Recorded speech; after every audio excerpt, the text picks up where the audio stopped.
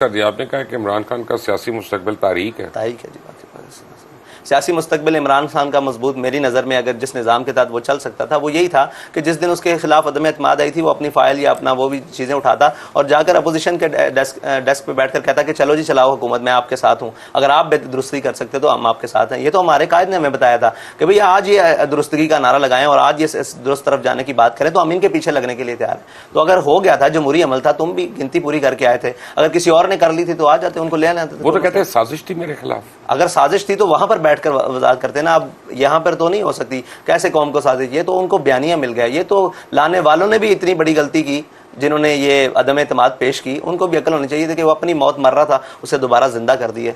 लेकिन अपना मुल्क का भी तो बेड़ा गर्क हो रहा था ना, और 2-3 महीने इसी तरह चलता रहता तो क्या होता? मजीद हो रहा है। अभी कोई बेहतरी आ रही होती तो हम कहते कि जनाब ये बेहतरी के लिए है, ये तो मजीद हो रहा है और मजीद होता रहेगा जब तक हम अल्लाह और उसके रसूल से जंग किए हुए।